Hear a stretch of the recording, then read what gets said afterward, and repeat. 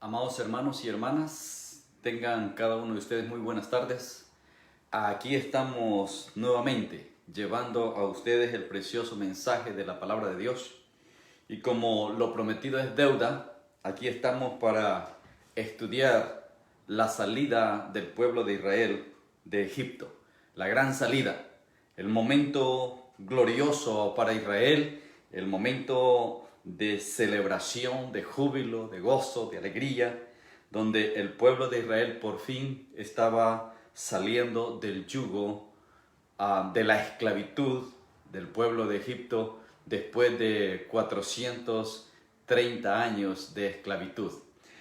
Bendito sea el Señor, amados hermanos. Yo espero que ustedes sean bendecidos a través de este estudio, y de esta manera vamos a estar culminando el estudio que hemos tenido acerca de las 10 plagas. No podíamos pasar esto por alto, ya que quizás es la parte más emotiva, la parte más hermosa de todo lo que hemos hablado de las 10 plagas, cuando Egipto, la gran potencia mundial, estaba siendo azotada por la mano de Dios, pero que al final hay algo glorioso para el pueblo de Dios, y que es la ruptura del yugo, es el final de la esclavitud, y ahora van a salir a experimentar el pleno gobierno de su Creador. Así que para hablar, amados hermanos, de la salida del pueblo de Dios de la esclavitud de Egipto, vamos a partir del capítulo 12 del libro de Éxodos, y vamos a dar lectura del verso 37 en adelante. Entonces leemos Éxodo 12, 37, dice: partieron los hijos de Israel de Ramsés a Sucot como 600,000 hombres de a pie, sin contar los niños. O sea, tomen nota de eso, 600,000 hombres, sin contar los niños ni las mujeres. También subió con ellos grande multitud de toda clase de gentes y ovejas y muchísimo ganado. Y cocieron tortas sin levadura de la masa que habían sacado de Egipto, pues no había leudado, porque al echarlos fuera los egipcios no habían tenido tiempo ni para prepararse comida. El tiempo que los hijos de Israel habitaron en Egipto fue 430 años. Entonces anote eso también: 430 años desde que entraron por medio de José y Jacob, ¿no? Que fue el que llevó a sus hijos a Egipto. 430 años. Luego dice en el verso 41, pasados los 430 años, en el mismo día, todas las huestes de Jehová salieron de la tierra de Egipto. ¿Okay? Vamos a detenernos aquí. Veamos en el verso 37. Partieron de Ramsés a Sucot. O sea, están saliendo por fin de Egipto. Más adelante podemos ver cómo se organizaron, cómo fue todo esto. Pero hoy solamente quiero tocar el hecho, ¿no? de que salieron, y las cosas más relevantes. Entonces salen de esta ciudad, de Ramsés, rumbo a Sucot. ¿Okay? Ahora, tome nota que dice que salieron 600,000 hombres de a pie, sin contar los niños ni las mujeres. Pero también dice que salió una multitud de toda clase de gente y ovejas y muchísimo ganado. ¿Okay? Esto, amados hermanos, quiero retomar cuando Jacob entra con sus hijos y las mujeres de sus hijos y los hijos de sus hijos. Dice en Génesis que fue un total de 70 personas que entraron a Egipto en esa época. Ahora, ¿cómo fue que Israel llegó a Egipto? Por la hambruna que había. Israel, o sea Jacob, vivía en Canaán, en la tierra de Canaán, pero por medio de la hambruna que se dio en toda la tierra, y Egipto, que bajo la dirección de José, uno de los hijos de Jacob, el hijo que habían vendido sus hermanos. ¿Se acuerda que lo querían matar? Lo encerraron en la cisterna, pero luego sale y lo venden a los ismaelitas, y este termina siendo vendido en Egipto y va a terminar al servicio de un oficial, y más tarde lo encarcelan por acusación de infidelidad con la esposa de Potifar. Pero luego lo interesante es que cuando sale de la cárcel viene a ocupar el segundo lugar después de Faraón y se vuelve famoso, y a través del sueño de las vacas flacas y las vacas gordas, ¿verdad?, su interpretación y la aplicación que José dio, Egipto pudo tener comida durante esta hambruna, y por eso es que Israel viene a buscar comida. Y si usted no ha leído la historia, léala ahí en Génesis, cómo se da todo el proceso hasta el final, que Jacob tiene que venir con toda su familia, ¿no?, para encontrarse con José, el hijo perdido, y José los recibe, y bajo toda la gracia del faraón son ubicados en la tierra de Gosén. Venían 70 personas. Ahora, 430 años, dice el texto, que vivieron en Egipto. Y en estos 430 años el pueblo se multiplicó. Estos 70, dice ahora que salieron, a ver, vamos a repetir el número. Dice 600.000 hombres, o sea, sin contar niños, sin contar mujeres. Aparte, todos los que se agregaron, que viajaron con ellos, porque dice que también salió con ellos grande multitud de toda clase de gente y ovejas y muchísimo ganado. Esta es la condición que sale Israel en cuanto a número, en cuanto al crecimiento poblacional. ¿Okay? Parece que de ahí aprendimos los latinos, ¿no?, a multiplicarnos en gran manera, ¿verdad? Pero qué interesante que la cantidad de gente, ahora, no es tanto el cómo se hayan multiplicado o el nivel de multiplicación, sino lo que yo quiero que usted considere es que esta cantidad de gente es la que Moisés va a tener que dirigir por 40 años, durante 40 años metidos en el desierto. Pobre Moisés, ¿no? Sin lugar a duda, Dios con toda la razón lo preparó durante 80 años. O sea, Moisés tuvo un taller, una escuela, una universidad de 80 años, 40 años como príncipe en Egipto y 40 años como pastor de ovejas en el desierto.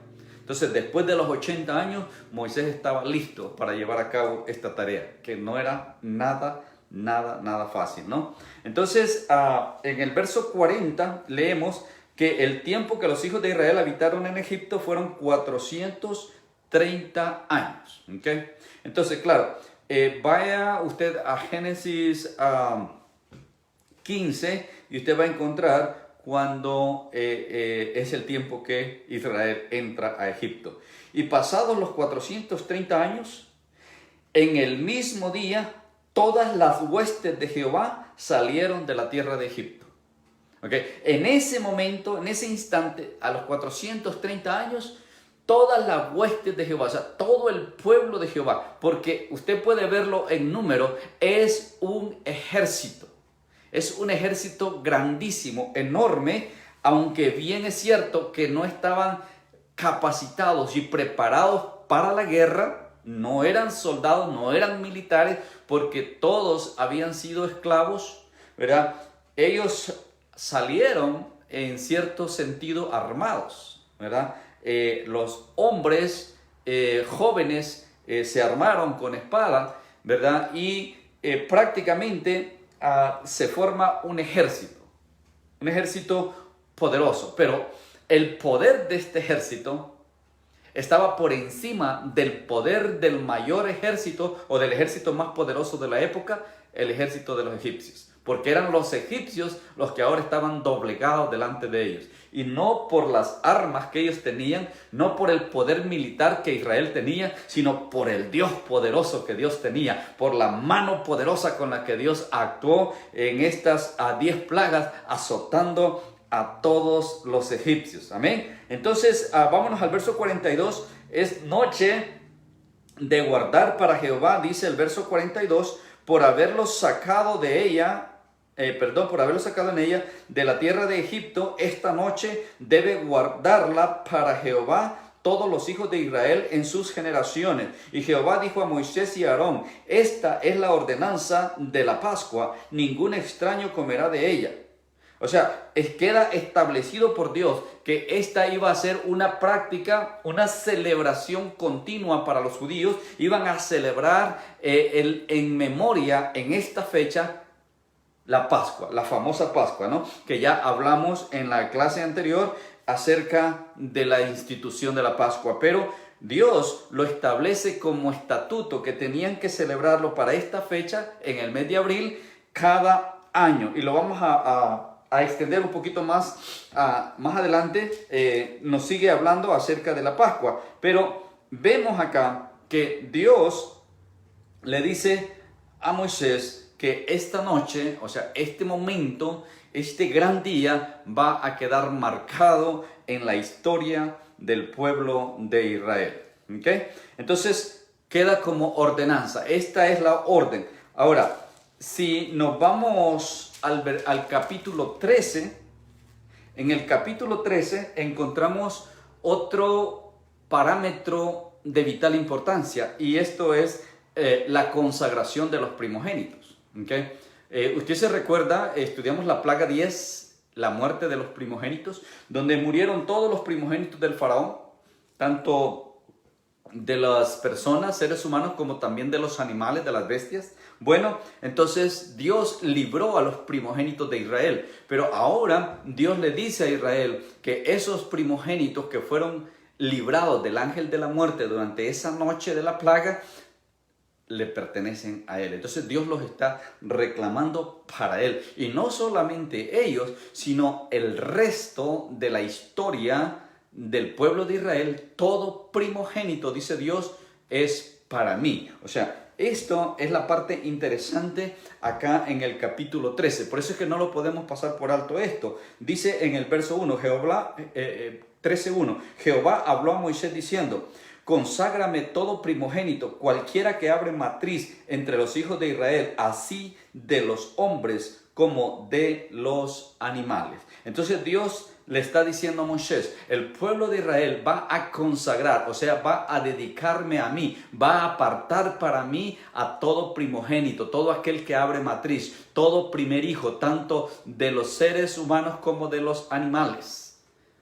¿Okay? Ahora, esto, amados hermanos, nos trae una connotación histórica en cuanto a lo que pasó con los primogénitos de Egipto, pero también lo que Dios le está enseñando al pueblo es que de la misma manera que un día Dios le dijo a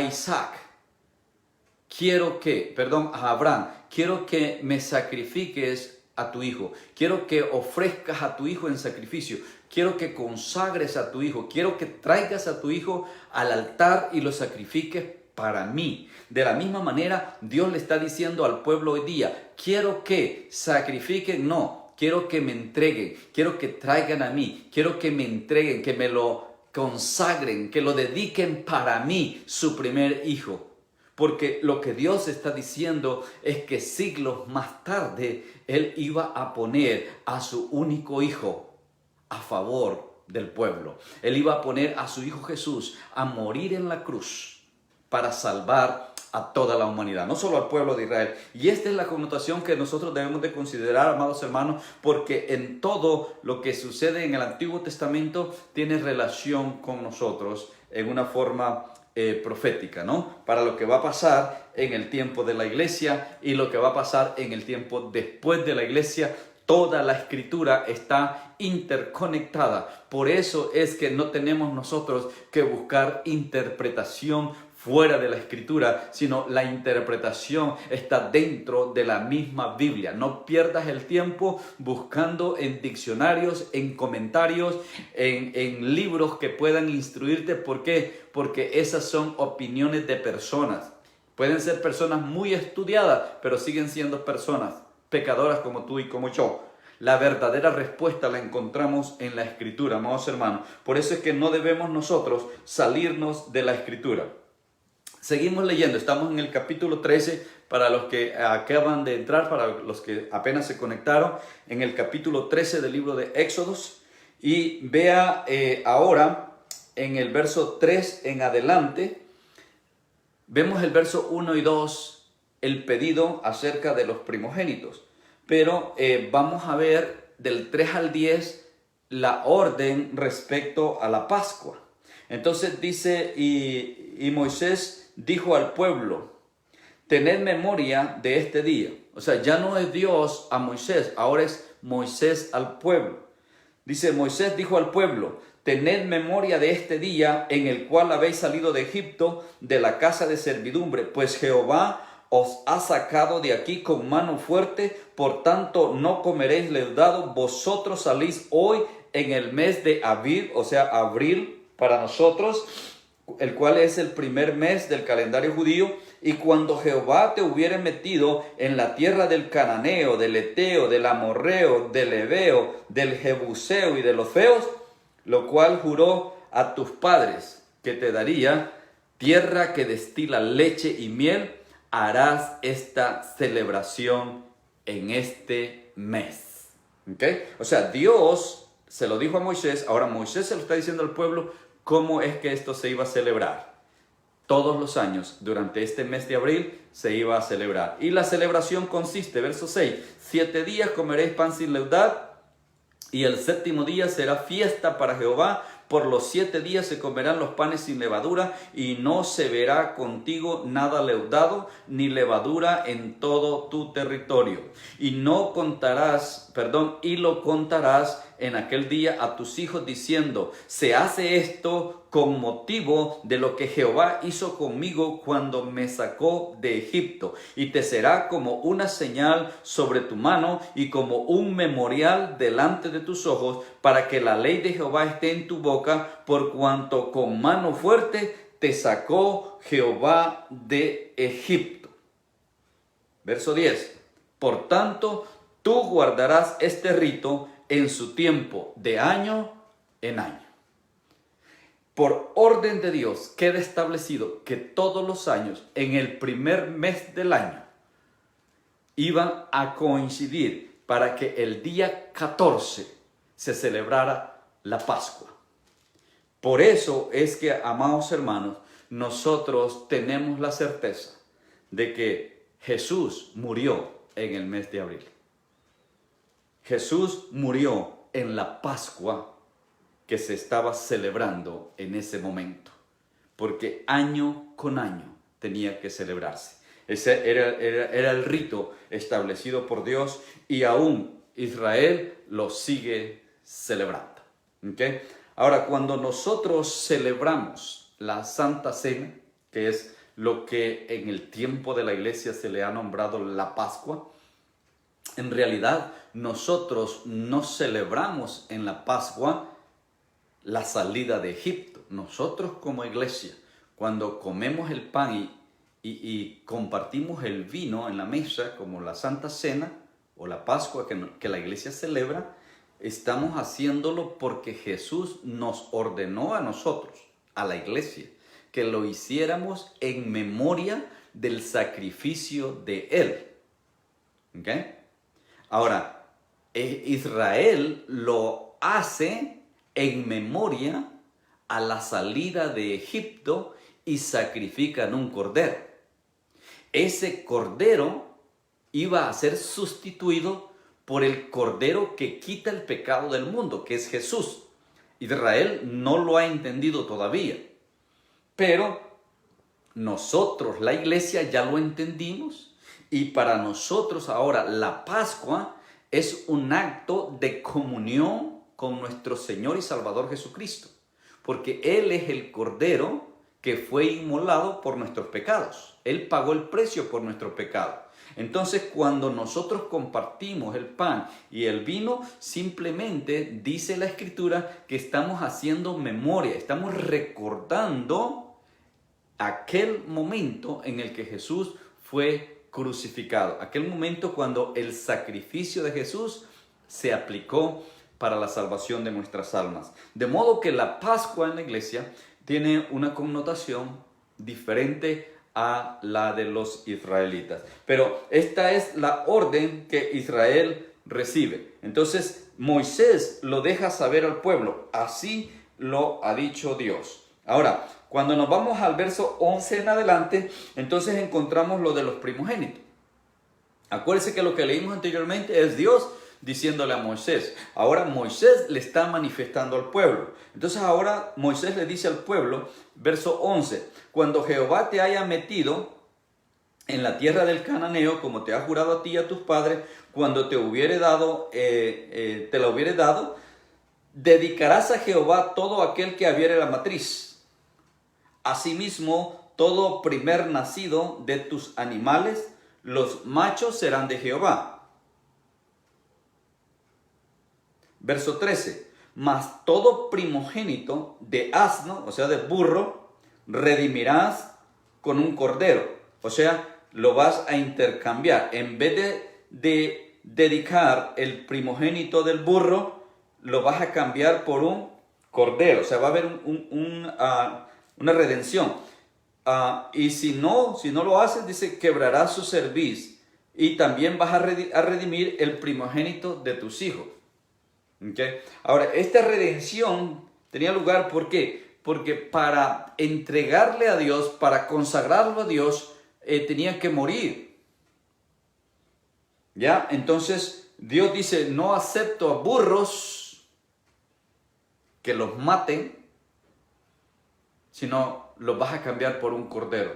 Pero tampoco quiero que mates a tus hijos de sangre, sino que los vas a sustituir también. O sea, van a ser redimidos. Ahora, ¿qué es lo que Dios está dando a conocer? Es que un día en la humanidad va a ser redimida por un sacrificio. O sea, redención significa pagar el precio por algo. ¿Ok? Entonces, pagas una deuda. Entonces, Dios dice, como el hijo del burro, el primero, es mío, pero no quiero esa clase de animal porque es inmundo, entonces cámbialo por un cordero.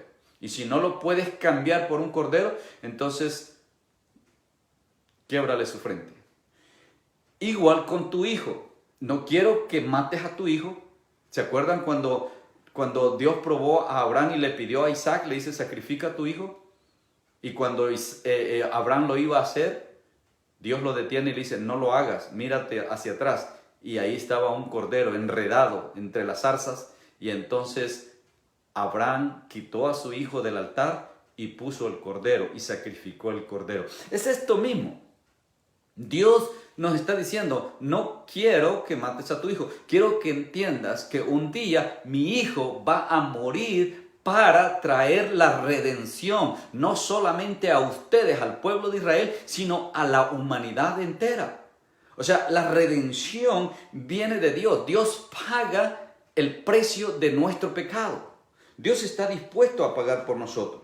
Entonces, dice en el verso 14, y cuando mañana te pregunte tu hijo diciendo, ¿qué es esto? Le dirás, Jehová nos sacó con mano fuerte de Egipto, de casa de servidumbre, y endureciéndose Faraón para no dejarnos ir, Jehová hizo morir en la tierra de Egipto a todo primogénito, desde el primogénito humano hasta el primogénito de la bestia. Y por esta causa yo sacrifico para Jehová todo primogénito macho y redimo al primogénito de mis hijos. Bendito sea nuestro Señor y Salvador Jesucristo. Esta es la razón. Ahora usted dirá, bueno, pastor, entonces ahora en el tiempo de la iglesia nosotros debemos de consagrar a nuestro primogénito. Yo te diría, no tienes que hacerlo porque ya no estamos bajo la ley, ahora estamos bajo la gracia. Entonces, ahora que estamos bajo la gracia, esto ya no es ley. Pero si en tu corazón nace y lo entiendes que es una forma de agradar a Dios, hazlo. hazlo. Consagra a tu primogénito. Ahora, ¿qué quiere decir consagrar? Es apartarlo y dedicarlo a Dios. Pero por favor, amados hermanos, quiero que me entiendan esto. Porque al menos en la iglesia tenemos 2 o 3 personas que lo han hecho. Pero me da pena de ver a algunos padres que llegaron a un momento en su vida a entender y hacer esto, pero que ahora están viviendo una vida bastante desordenada, dándole un mal ejemplo a su hijo que fue consagrado. Ahora, el consagrar a nuestro hijo no es como hizo Ana. Ana agarró a Samuel y literalmente lo trajo y se lo puso en las manos al sacerdote Elí y le dijo: aquí está mi hijo que yo le ofrecí a Jehová consagrarlo a él si me permitía tener un hijo varón. Aquí está, lo dejo en tus manos. Ahora, en este tiempo, amados hermanos, si tú lo quieres hacer, tú tomas la responsabilidad. O sea, la responsabilidad no es de tu hijo, la responsabilidad es tuya. Como papá, como mamá, tú eres el responsable desde el momento que en tu corazón quieres agradar a Dios. Escucha bien, quieres agradar a Dios y por eso es que lo haces. No es obligación, no es ley, nuestra iglesia no lo exige. Ahora, si tú lo tienes a bien hacerlo y lo haces, quiero que sepas que tú tienes una responsabilidad más grande que la del mismo muchacho. ¿Por qué? Porque el muchacho es un niño inocente, no sabe nada.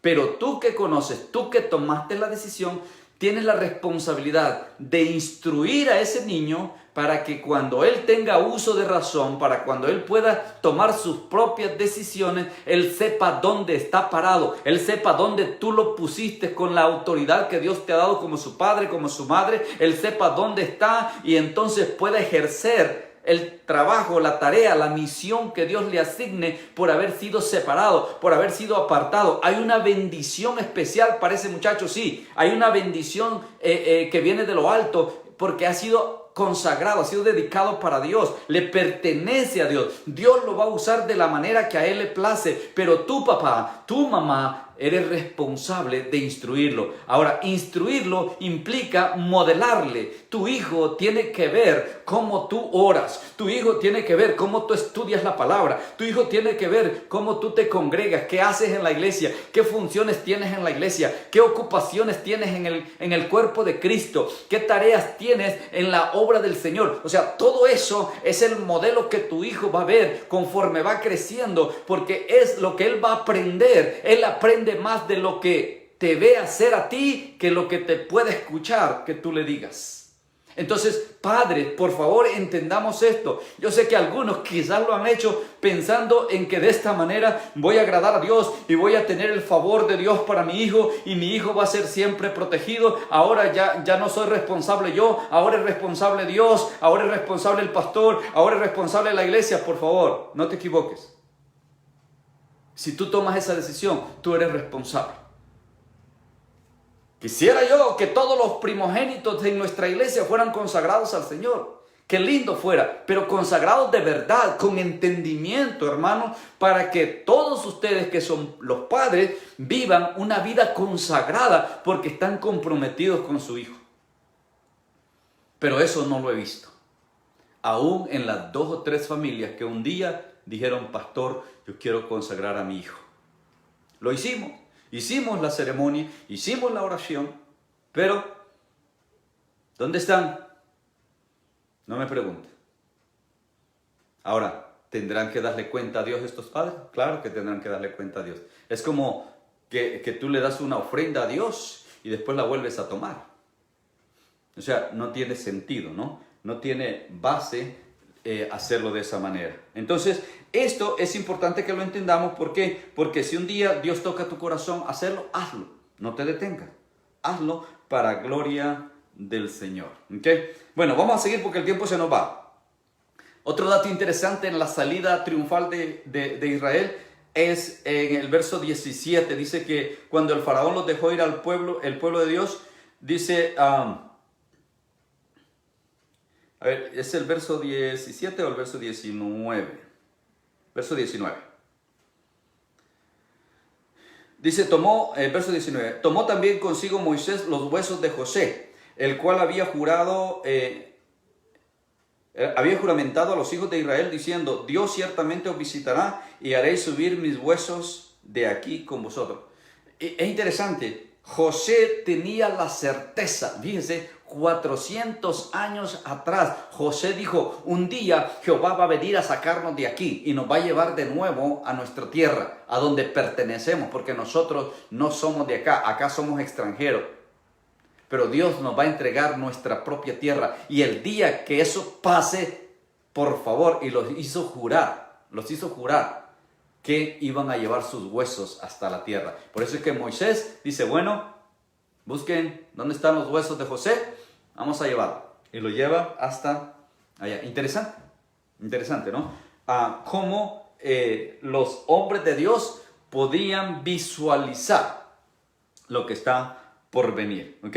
Entonces, seguimos más adelante, en el verso 20, vemos la protección divina. O sea, vemos que Dios le dice a Moisés: ahora diríjanse, ahora caminen rumbo a Sucot, van en esta dirección, Dios los va dirigiendo, pero no solamente les dice Dios por dónde van a ir. Y esto es bien interesante, amados hermanos, porque cuando nosotros obedecemos y seguimos la ruta que Dios nos ha trazado, entonces Él se pone al frente, Él se pone detrás, Él está con nosotros.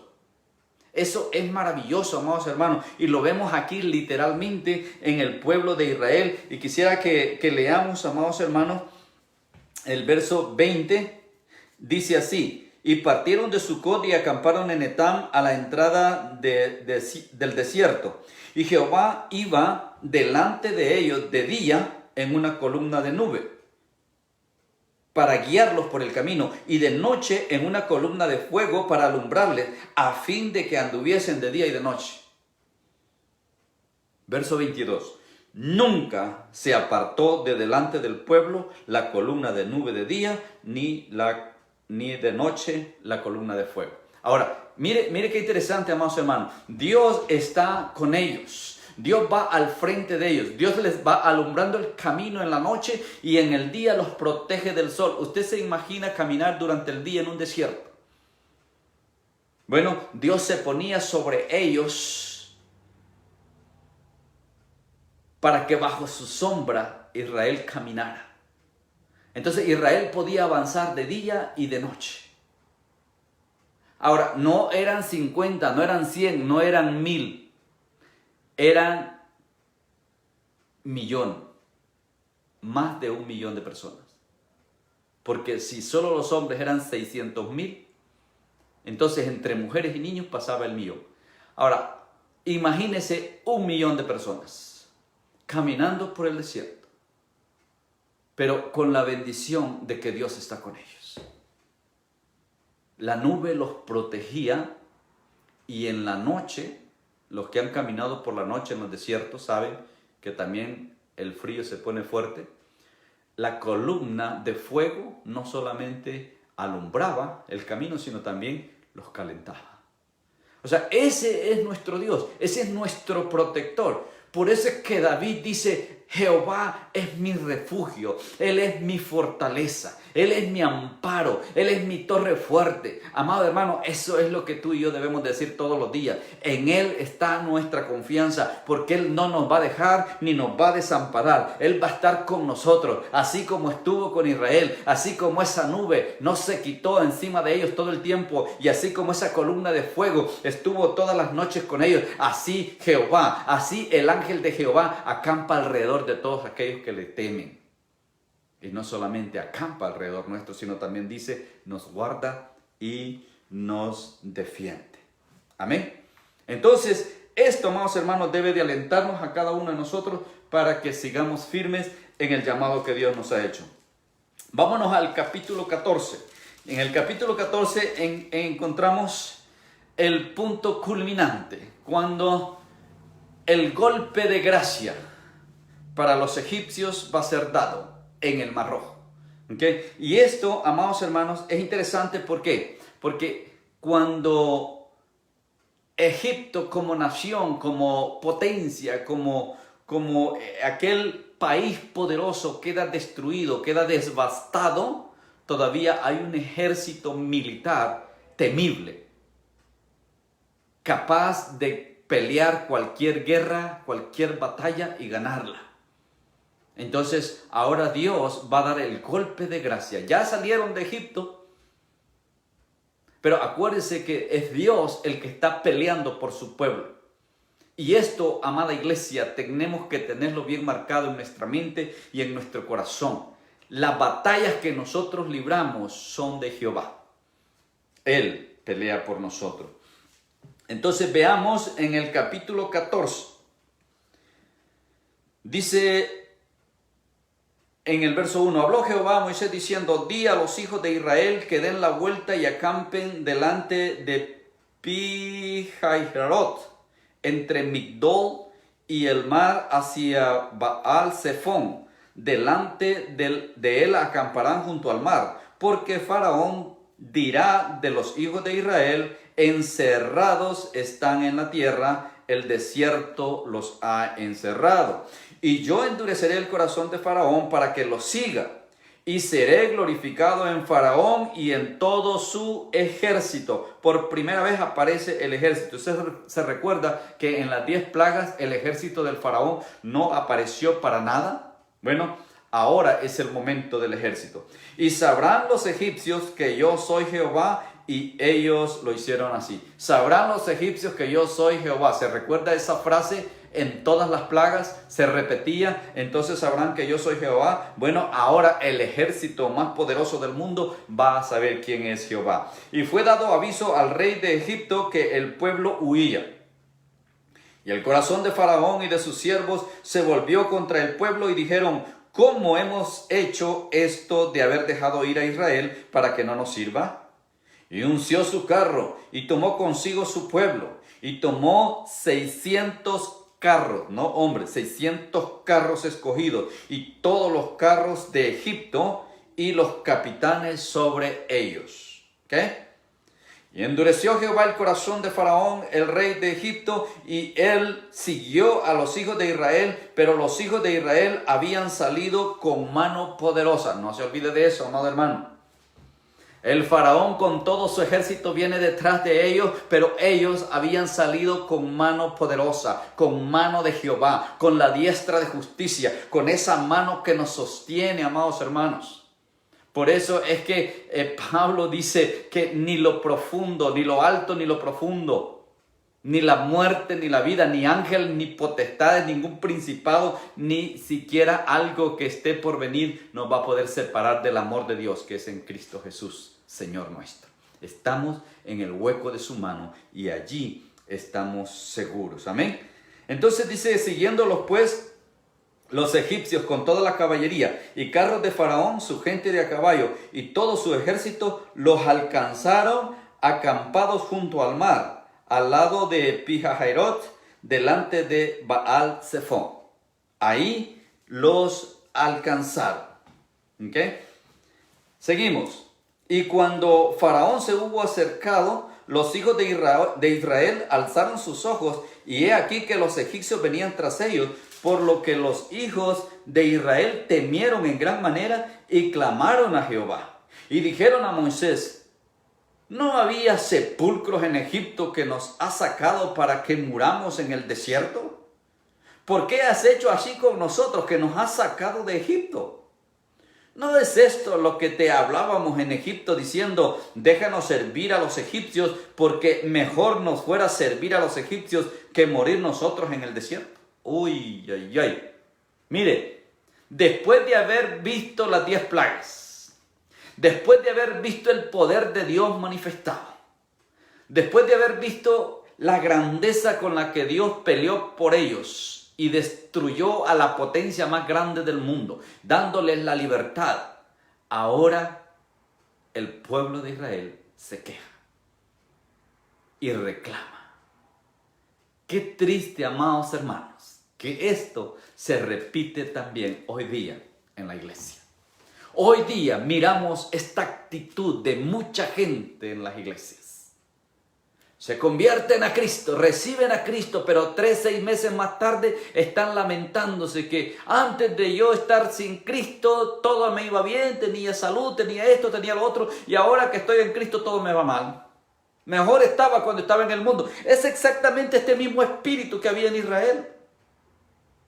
Gente que viene a la iglesia y está emocionada y está con todo, pero el día de mañana se encuentra con los viejos amigos, con los amigos de parranda y va y otra vez se mete en el mundo y otra vez vuelve a los vicios, vuelve a la mala vida, vuelve a ese mundo de donde Dios lo quiere sacar. Es ese espíritu. Sigue operando hoy día en los hijos de desobediencia. Sigue operando en aquellos que todavía no se han acercado al Señor con un corazón sincero. Y por eso es que, amados hermanos, hoy día en las iglesias tenemos tanta hipocresía, tenemos tanta gente infiltrada entre nosotros que parecen que son de nosotros, pero no son de nosotros. Parece que son ovejas, pero en realidad son cabros, son machos cabríos que están rebeldes, que están haciendo desastres en el pueblo de Dios. Instrumentos usados por Satanás para destruir la iglesia. Instrumentos que Satanás usa para pervertir la sana doctrina. Amados hermanos, ustedes que están en este momento recibiendo esta enseñanza, por favor, considérelo. ¿Cuál es su relación y cuál es su condición con Dios? ¿No es esto lo que te hablábamos en Egipto diciendo, déjanos servir a los egipcios, porque mejor nos fuera servir a Egipto que morir en el desierto? Entonces cuando ellos ven la amenaza, ellos ven, claro, no es para menos, no solamente era un ejército, era el ejército más poderoso del mundo en ese momento. Aparte, Israel no tenía ejército. Los hombres que se habían armado no estaban capacitados para pelear. Vamos a ver que más adelante en el tiempo de Josué tienen que adiestrarse para la guerra porque van a pelear. Pero en este momento apenas quizás sabían agarrar la espada. Y delante de ellos tienen todo un ejército. Entonces es normal, es obvio. Así actuamos todos los seres humanos. Cuando nos sentimos amenazados, buscamos a quien echar la culpa. Buscamos a un chivo expiatorio quien pague por nosotros. Entonces vienen y reclaman a Moisés. Ve, ¿para qué nos trajiste? Allá estábamos bien. Era mejor haber estado allá, haber muerto allá, que morir acá en el desierto por este ejército que viene detrás de nosotros. Entonces, el pueblo cuando es intimidado, o las personas cuando es intimidada, se olvida de quién es su Dios. Pero bendito sea el Señor, que Él no se olvida quiénes somos nosotros. Él no se olvida que somos carne. Él no se olvida que somos débiles. Él no se olvida que tarde o temprano el pecado que nos asedia nos puede hacer caer. Él sigue con su mano extendida para levantarnos, para sostenernos, para decirnos, tú eres mi hijo amado, tú eres mi hija amada, no temas, yo no te voy a dejar, ni te voy a desamparar. Amén. Entonces, vámonos al verso 13.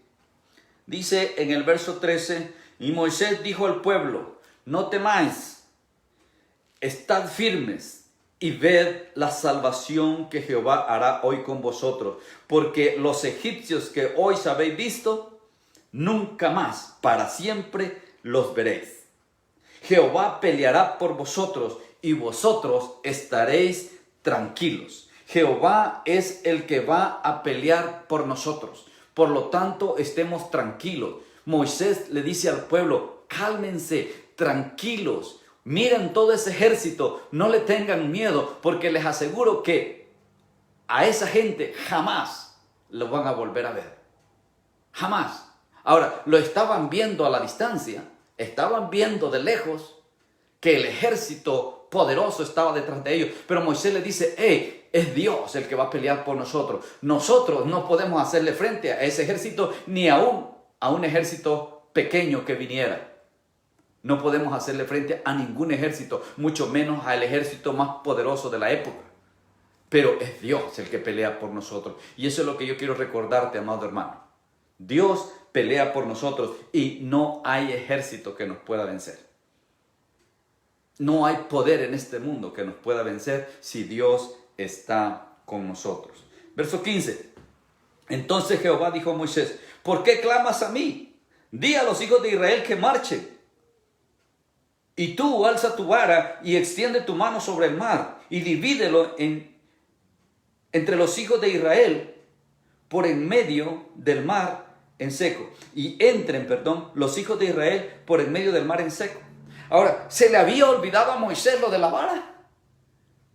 ¿Se le había olvidado a Moisés que cuando él alzaba la mano y lo que él dijera pasaba? Dios lo entrenó, Dios lo capacitó durante las 10 plagas. Ahora Dios esperaba que Moisés, al verse entre el ejército y el mar rojo, que él se pusiera delante del mar y alzara su vara y abriera el mar para que el pueblo pudiera escapar porque estaba acorralado. Pero se le había olvidado a Moisés. Y Moisés está clamando a Dios y le dice, ¿qué haces tú clamando a mí? Si tú tienes la capacidad, ve y hazlo. Abre el mar para que el pueblo entre y pueda escapar y huya. Moisés, el instrumento que Dios había escogido. Dios le dice, alza tu vara, extiende tu mano sobre el mar y divídelo y entren los hijos de Israel y pasen el mar en seco. Bendito sea el Señor. Verso 17. Y he aquí, yo endureceré el corazón de los egipcios para que los sigan, y yo me glorificaré en Faraón, en todo su ejército, en sus carros y en sus caballerías. Y sabrán los egipcios que yo soy Jehová, cuando me glorifique en Faraón, en sus carros y en su gente de a caballo. Allí me glorificaré. Entonces Dios dice, ustedes denle para adelante, no se detengan, sigan. Yo me encargo de ellos. Y dice, es más, cuando ustedes entren en el mar, yo voy a hacer que ellos lo sigan aún dentro del mar, porque yo me voy a glorificar en ellos. O sea, Dios ya tenía preparado, Dios ya tenía la estrategia. El faraón y su ejército militarmente podían decir, wow, se equivocó Dios porque los acorraló, los entregó. O sea, no les dejó vía de escape, porque militarmente hablando parecía un fracaso. No había una estrategia de escape, de salida, porque detrás del ejército y al frente el mar. No había para dónde huir, no había salida. Pero Dios le dice, abre el mar y sigan, avancen, crucen el mar en seco. Y yo voy a hacer que el faraón lo siga aún en medio del mar, porque yo me voy a encargar de ellos. Verso 19. Y el ángel de Dios que iba delante del campamento de Israel, ¿se acuerdan la nube y la columna de fuego? Dice, se apartó e iba en pos de ellos. O sea, en vez de estar al frente de Israel, vino y se puso atrás de Israel. ¿Ok? Entonces dice, iba en pos de ellos, y asimismo la columna de nube que iba delante de ellos se apartó y se puso a sus espaldas. O sea, la presencia de Dios que estaba sobre ellos y al frente de ellos guiándoles, ahora se quita y se pone atrás de ellos. Pero ¿cuál era el objetivo? E iba, dice verso 20, entre el campamento de los egipcios y el campamento de Israel, y era nube y tinieblas para aquellos, o sea, para bloquearles la vista, para interferir en contra del ejército del faraón, ¿ok?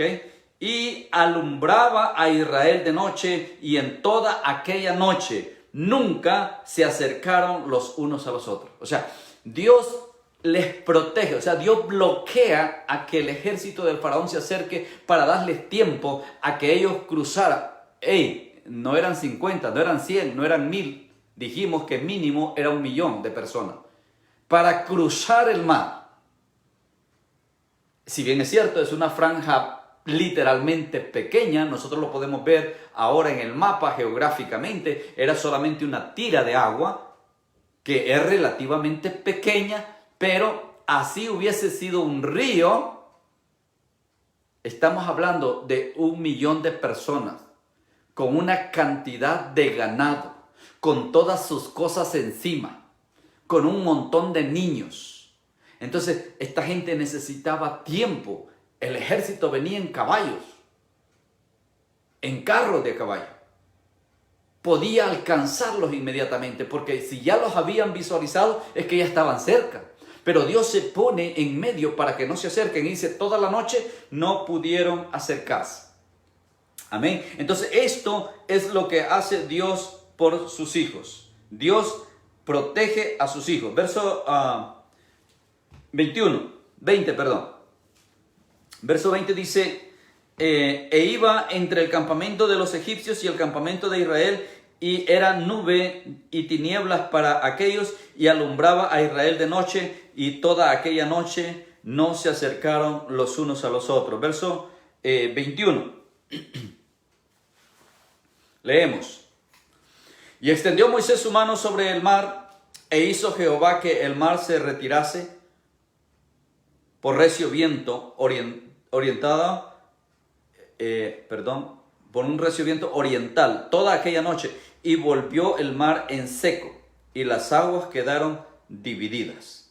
Entonces los hijos de Israel entraron en medio del mar en seco, teniendo las aguas como muro a su derecha y a su izquierda. O sea, un camino literalmente se abrió. Imagínense usted caminar en un camino. Lo hemos hecho de repente en caminos conocidos como los cañones que tienen una cima a cada lado, pero es sólida, es roca, es piedra, es tierra firme y sólida. Pero el agua, usted sabe que es imposible que el agua se quede así como pared. Bueno, aquí sucedió por la mano de Dios. 2 paredes de agua abriendo el camino para que Israel pasara. ¿Okay? Entonces dice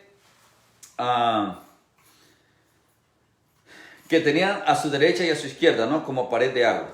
Y dice, y siguiéndole los egipcios entraron tras ellos hasta la mitad del mar. Todos los caballos de Faraón, sus carros, su gente de a caballo.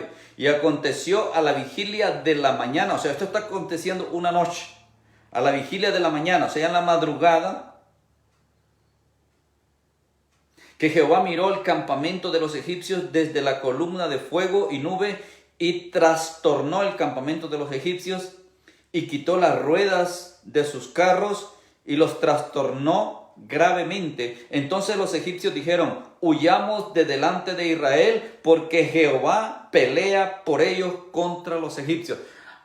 El mismo ejército ahora se da cuenta, wow, esta pelea no es contra esta gente, sino contra el Dios de esta gente. Y amados hermanos, eso es lo que Satanás y los demonios dicen de nosotros, la iglesia. Nuestra pelea no es contra ellos, sino contra el Dios de ellos. Y no te olvides, mira que literalmente dice aquí que no fue Moisés el que abrió el mar, fue Dios. Utilizó a Moisés, sí. Por eso es que, amados hermanos, tenemos que tener cuidado cuando esta gente, estos payasos dicen que ellos son. No, ellos no son. Es más, yo creo que ni Dios es operando esos milagros en ellos, sino es un poder satánico, como ellos mismos lo llaman, un poder sobrenatural, poder que viene del diablo. Los siervos de Dios, cuando son usados por Dios, toda la gloria la dirigimos a Él, porque Él es el que obra a través de nosotros. Nosotros somos menos que nada, somos solamente instrumentos usados por Él conforme a su propósito. Por eso, amados hermanos, es que el verdadero siervo de Dios no está buscando un nombramiento, no está buscando una posición, no está buscando un cargo, no está buscando un título. Un verdadero siervo de Dios busca que el nombre de su Dios sea glorificado, porque Él es el que pelea por nosotros. A Él sea toda la gloria. Entonces desarmó los carros, y Jehová dijo a Moisés, extiende tu mano sobre el mar para que las aguas vuelvan sobre los egipcios, sobre sus carros y sobre sus caballos. Entonces Moisés extendió su mano sobre el mar, y cuando amanecía, el mar se volvió en toda su fuerza, y los egipcios al huir se encontraban con el mar, y Jehová derribó a los egipcios en medio del mar. Verso 28, y volvieron las aguas y cubrieron los carros y la caballería y todo el ejército de Faraón que había entrado tras ellos en el mar. No quedó de ellos ni siquiera uno. Bendito sea el Señor. Alabado sea nuestro Dios, amados hermanos, porque este Dios, este Jehová de los ejércitos es mi Dios, y espero que el Dios tuyo también. es el Dios de la iglesia de Jesucristo.